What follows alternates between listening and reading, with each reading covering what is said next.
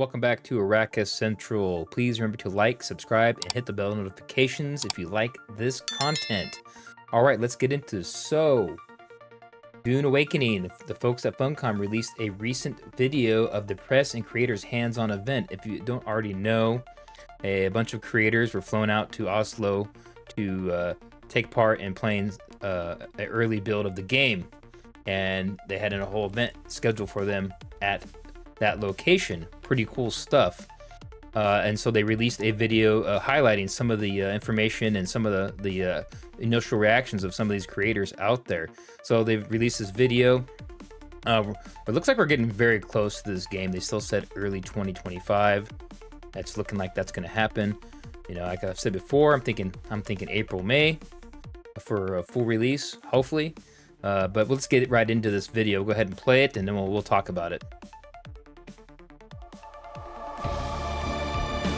I think it's a really exciting idea of a game. It's combining so many elements with such a well-known IP. I'm excited to see what the landscape's going to look like with tons of players running around and all the houses being built. First couple hours now, it's been great. A lot of exploring, a lot of learning. So far, I love it. It's great. My favorite part about it is that it's just so unique.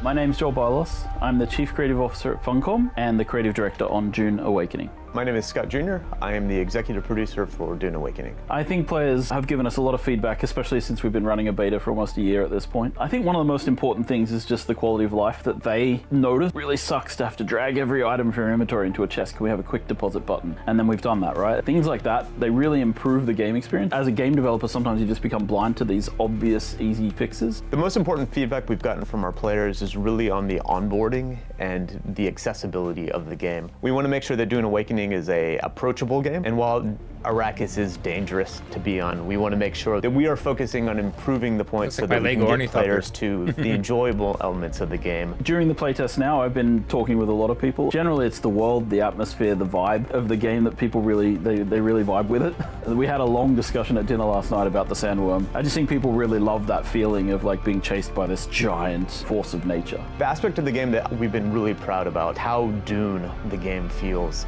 This is the first time players have been able to live their life on Arrakis. In Dune Awakening, players are walking on Arrakis. They're crash landing. When we upgraded from Unreal 4 to Unreal 5, the advanced lighting and the technology just made the world become so much more immersive. The art team has been able to, using help that we've gotten from Legendary with the assets there, we've created some very interesting desert environments that are different. Advice for players on Dune? Easy. Rest in black shade, stay out of the sun, conserve your water, and preserve the integrity of your still suit. Look both ways before you cross the sand. It is a unique survival experience. Going and exploring the various locations, meeting some of the popular characters, creating your own journey, whether it's, you know, pairing with the Atreides, siding with Harkonnen, participating in that faction conflict that we have, or staying neutral, just focusing on surviving and thriving on Arrakis. But after you've been playing the game for a while, you'll start to feel the effects of spice, and that will lead you to certain spice leveling Fremen areas, which lead you to certain items that will make awesome, that shot desert right there with the survival moons. a much easier task. I really like the... That was awesome, that shot with the two moons. Yeah, I really like that. Well, it kind of passed, but can't really see it now, but the shot with the two moons. I really like the process of layering in story in a world. There are locations in the game that are called specific things. All of those names are tied to a piece of like writing or lore that we've done in the background. It's not necessarily surface to the player in the game. But then in another part of the same area, you might find an item, and that item shares a name with a location. And the description on that item might describe what happened at that location for this item to be created. And it kind of creates this feeling that this world is lived in, that people have been here before, that there's more going on than just your story, that the world itself has a story. For me personally, working on the project, to see the creativity that the design team has had to come up with a Dune-focused combat solution has been very insightful. We have a very unique approach to combat. It's not like anything really in any other games, where we've come up with some really neat mechanics to make ranged combat and melee combat with abilities and vehicles work in the Dune setting. There's a lot of survival games coming out these days, and this one really brings a lot of new elements to that genre that I've never seen in there before. Sand ones, of course, just the thrill of seeing them charge around and occasionally come up out of the sand. I think I got into it really quickly, and I think it's fairly straightforward and easy to learn. I feel like we've only just kind of touched the surface of it. So I feel like as we get deeper into it, we'll really get to like really see it. One of my favorite things so far has actually been sitting at the porch in my house, just watching people get swallowed by the massive water. Honestly, for the first 4 or 5 hours that we've played so far, I've had a really decent impression. Firstly, there is Dune. Some people know the IP well, and some don't. Some have seen the movie, but never read the book. Some have read the book 72 times. And so we have I'm in the second category. I haven't read it 70 times, but I've read it a bunch of times. Let's continue. a challenge. Most survival games have this ability to lean into a player's sense of intuition, where we have to kind of find these survival loops and make them work and give them proper explanation in our lore. You've got these flying vehicles, the different progression systems, an open class system where to kind of dip into all the classes. Opening cutscenes are really epic. How you end up on the planet, I think it's going to be really interesting for people. I think just seeing how it progresses in the later stages of the game. The early stages are very survival, which is right up my alley. The first couple hours now, it's been great. A lot of exploring, a lot of learning. Actually, I like the night times the most, when you actually see the ships flying over, trying to find you, and you see the moon. Just look at that big sandworm. It's been a highlight so far, I have to say. The visuals as well. It's such a beautiful game. And the gameplay that I've experienced today, it looks really, really polished for being a beta version of the game. When we get to meet up with other people and stuff, we get to play around. And right now, I think some of the boys are building a speed ramp to start doing some jumps with the bikes. Yeah. Speed ramp. I mean, it's always nerve-wracking when you sort of let people into the game. Pressing creators trying out the game now for the first like 6 to 8 hours of the game. What I'm hoping to see is excitement, people seeing the potential of the game, getting to understand how much we've nailed the atmosphere of the universe. Today we expect to get a really good feedback on the early game from our content creators, give them the opportunity to play Dune Awakening for the first time and really see what excites them and excites their audiences about the game. And sort of being able to hopefully get eaten by at least one sandworm once. Launching a game at Funcom, you work on a product for 5+ years. Ultimately, it comes down to somebody pushing a button, launching the servers and releasing it on Steam or on Xbox or PlayStation. It's an exciting time, it's an incredibly stressful time, but there's nothing quite like seeing players experience what you've been working on for so long. It's always amazing seeing players come in, seeing how they're experiencing the game, how they're using the tools that you've created in unique ways that you could never expect, and really seeing the community interact and thrive. There's a moment around launch. You've been working towards this vision, this project for like 5 years. A month or two before launch, normally, you can change less and less, and then at some point you can change nothing, and that's it. That's the thing that's going out to the world. Because we know we're going to be a live game, we're gonna make updates in the future, but you know that this is the first impression. There's a moment where you become a bit powerless to change things, but you also kind of go, okay, it's in their hands now. It becomes the players. And I think you have to be very careful with live games, not to evolve them beyond what the core player base really loves about them. That is kind of, I make this joke that no plan survives the first contact with the players. and it's really how it is. And then you get to find out what people really like about your game. And that's the part that I think is the most exciting.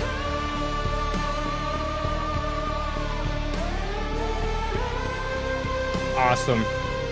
All right, so folks, that's looking pretty cool. Some of the stuff in here I wanted to kind of look at was some of the early mechanics. Of course, it looks like this looks like this is your health, obviously. Maybe this is your water gauge right here. It looks like you're gonna have your water gauge. I guess this is gonna be, I don't know, your energy or whatnot. Over here, so you can see already, you're gonna be able to have your special abilities. You know, hotkey to Q and C, or just some other. I definitely wouldn't probably have it on C, but yeah, and of course your standard ability or correction, tool tabs. You can have 1 through A. That's pretty standard right there, and your little compass up top. So it's pretty standard stuff up here. Nothing too crazy with the HUD. I do like that. Let's see here. We're gonna be continuing on with that. Let's see. the storms. I'm gonna get back to the part with the. Some of this dungeon stuff looks pretty cool. Yeah, because you can see like, oh, okay, so your health, the lower your water goes, and your little icon here turns red. It looks like, so that's pretty neat. That's pretty nifty. Yeah, some of this stuff looks pretty cool. It's pretty standard. There's gameplay out there from other content creators. Okay, the ones that were, I guess, able to play the game. And I'm kind of confused on some of the footage. Some of the footage was supposedly from people who played it, or people that haven't played it, or they played it and the footage was that they were allowed to post was not there. So I'm not sure if there was something that was provided by Funcom, a footage that was provided to them that they were allowed to show. I'm trying to see if I can, use some of that footage myself and make a video on that. Even though I didn't actually play the game. So. Other than that, I mean, the game is looking good. The combat's looking already better. I've seen some of the animations there a second ago. Yeah, so, I mean, just in the last, 5-6 months of it, since we've seen some of the first gameplay, it's looking 100 times better, this game. You can already tell. They've been working hard on it, so, pretty awesome stuff. I mean, the gunplay is looking better, definitely. And even the melee, I think we saw a couple of scenes of that. So I want to look at this menu here. So you're going to have your standard map, inventory, crafting, technology, skills, journey, customization, tabs, your loadout, and all that. So you have like some sort of like... Oh, so up here, you're going to have your favoritism. So not favoritism, but your statuses in each major house, it looks like. So... your level, your ranking, so to speak, on that, depending on what you do, actions you take. That's pretty nice.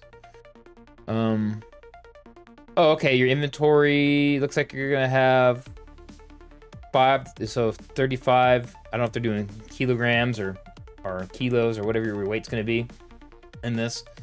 So that's pretty neat. That's pretty cool. Social. I did like that you're able to just friend people on the fly. It looks like. The one thing I think the mining in this game is awesome looking. The resource gathering, it is. Look at that. I mean, it is. You scan it and it gives you that line, and you chop across that line to get the resources. I don't know. That's just fun to me. I don't know. I'm a big resource collector, base building kind of guy myself. So that's really what I'm going to be in this game for, is a lot of that, and then really into that base building. That's really what I'm into. Yeah, let me know what you guys think in the comments. I'm excited about this game so much. This is going to be the main game on this channel when it comes out, so stay tuned. Make sure to go over to my Twitch, follow my Twitch, throw a sub on here if you haven't already, because this is going to be my main game when it comes out, and that I'll be streaming on YouTube and Twitch, and hopefully I can build a big stream following in the future. That's what I'm trying to do here. So make sure and click that sub, click down below. The links are in the description. Go over, follow mainly my Twitch. I have a TikTok in there too, but I'm mainly going to try and use my Twitch on this if I can. So let me know what you guys think about this footage. I think it's looking pretty dang good, man. I haven't seen really. I'd have to get hands on it first to really have a real true opinion. But everything I've seen so far, it looks amazing. So, all right. So I'll see you guys next time. Thank you.